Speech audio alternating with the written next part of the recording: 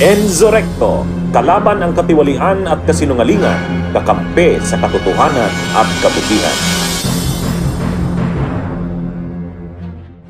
Actually, mga kabunyog, mga kababayan, ang grabing bilib natin doon sa abogado, ay doon sa justice ng Sandigan Bayan. Yung chair ng 3rd Division ng Sandigan Bayan, ang galing. Si Carl Miranda, mga kabunyog, ibang klase. Ibang klase itong si 3rd Division chairman, ang chair ng 3rd Division ng Sandigan Bayan, Associate Justice Carl Miranda. Bakit bumibilib tayo?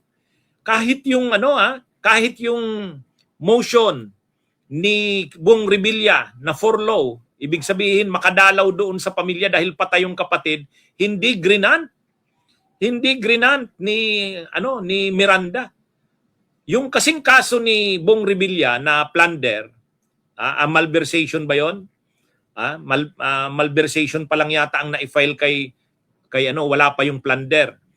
Pero yung malversation niya kasi malaking amount kaya non-bailable din eh. O ngayon, yung malversation case ni Bong Revilla nandun din sa 3rd Division. Ang may hawak din itong division ni Associate Justice ng Sandigan Bayan Carl Miranda. Hindi pinayagan na makadalaw si Tama yun mga kabunyog, mga kababayan. Ito mga kabunyog, magaling itong justice ng Sandigan Bayan. At saka sa kaso rin ni Marcoleta at sa kanila Mike Defensor, ay di ba nag-motion pa sana si Marcoleta na i-defer muna yung pag-issue ng arrest warrant, tapos i-review muna yung i-suspend muna yung proceedings kasi wala naman daw legal basis at walang matibay na ebidensya yung kinasong plunder. Parang pilit na pilit daw. Hindi. Sabi ni Associate Justice Miranda ng 3rd Division ng Sandigan Bayan, denied. Mayroong probable cause para mag-issue ng arrest warrant. Ibig sabihin, may basihan sa ebidensya at sa batas yung kasong plunder kay Marcoleta, kay Mike Defensor at sa dalawang iba pa. Kaya denied yung motion ni Marcoleta eh. Nabigla nga sila Marcoleta, akala nila magagrant yung motion nila. Denied. Sabay mayroon na palang arrest warrant. Ang matindi pa dito, naglabas ng statement si Associate Justice Carl Miranda. Sabi ni Associate Justice Carl Miranda, hindi kami makikialam diyan sa mga away politika na yan. Yun, matindi yun Sabi niya, dinesisyon na nila ang kaso nila Marcoleta at Defensor, walang politika diyan. I'd like to stress this. The judiciary's role is to protect the Constitution. It is the nation's constitutional anchor. Tayo, itong judiciary, ang anchor ng Constitution. Its role is to preserve the rule of law. It is the nation's guardian of the rule of law. And its role is to ensure that no person is above the law. Anyone from the highest ranking to the lowest citizen can be called to account. Again, as I said earlier there, the court is not a part of the political arena where members of the legislative and executive find themselves. The court has no politics. No politics. Hindi, ganun naglabas ng statement kasi syempre iisipin diyan na sasabihin na naman siguro ng mga Duterte supporters at saka ng mga supporters ni Marcoleta na tuta na naman ng Malacanang pati yung Sandigan Bayan. Kasi sinasabi nila, si Boying Rimulya yung nagkaso na yan ng plunder kay Marcoleta, tuta yan ng Malacanang. Paano ngayon? Kahit yung Sandigan Bayan inaffirm. Kumbaga, hindi grinant yung motion ni Marcoleta at naglabas ng statement si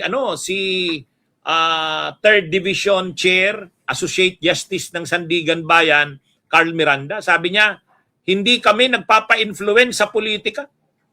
Dinesisyon na namin tong kasong ito based sa pagtingin lang namin sa ebidensya at sa batas. Yun. Ha? Kaya wag daw silang pag-iisipan na sila ay nagagamit sa politika. Hindi daw sila papayag na magamit sa politika. Sabi yan ng Sandigan Bayan. Sabi yan ng Sandigan Bayan. At totoo naman. Matapang talaga itong si Carl Miranda. Imagine niyo na alam naman natin ang impluwensya ni Marcoleta, Iglesia ni Cristo yan. Pero hindi rin siya nagpa-pressure doon. Basta sabi niya, binasa nila yung kaso, tiningnan nila yung mga dokumentong naka-attach, at nakumbinsi sila na may probable cause. Nakaset na ngayon ang hearing, mga kabunyog. Nakaset na ang hearing, ang arraignment. Arraignment na sa July 10. Kaya, ito? Mga kabunyog, aabangan na natin to. Yung 4, naaresto na. Naaresto na yung 4. Si Marcoleta, si Mike Defensor, yung 2 negosyante, ang isa si Joseph Espiritu. Yung nakikita nyo sa pinakakanan, yan yung Joseph Espiritu. Sabay ni Mike Defensor na aresto yan. Pero, nung nakaraang gabi, yung kalbo na yan, Aresto Tolbiray ang pangalan niya. Naaresto na rin yan. Yung 3, si Mike Defensor, yung 2 negosyanteng si Espiritu at si Biray, nasa na yan? Nasa New Quezon City Jail na, doon sa Payatas. Nakakulong na yung 3. Si Marcoleta ang nagdadrama pa. Nagdadrama pa si Marcoleta, nasa PNP General Hospital pa. Nagpa-fluctuate daw ang BP. Pero yun na nga, basta believe tayo dito kay Associate Justice, yung chair ng 3rd Division ng Sandigan Bayan. Kasi talagang sabi niya, hindi ako magpapa-impluwensya sa politika. Wala. Tiningnan namin tong kasong ito ni Marcoleta, ni Defensor, na sabi niya, tiningnan namin yung mga dokumento nito at nakita naming may probable cause. Sabi niya. Kaya nag-issue sila ng arrest warrant. Wala daw politika diyan. Hindi daw sila papayag na ang Sandigan Bayan ay magamit sa politika. So, yun mga kabunyog, matibay. Matibay ang Sandigan Bayan. Naman natin na kapag ipa-file na ang kaso sa Sandigan Bayan, wala pang maghapon, kaagad-agad naglalabas na ng arrest warrant, di ba? Di ba mga kabunyog, mga kababayan? So yan, yan po yung ngayon, balita. Yan yung balita ngayon. Bunyog, bunyog, halikan na kasama ka. Bunyog, kapag buklod ay may pag-asa. Luzon, Visayas, Mindanao, isa ang pananaw. Sa bagong Pilipinas ang bunyog isisigaw. Bunyog.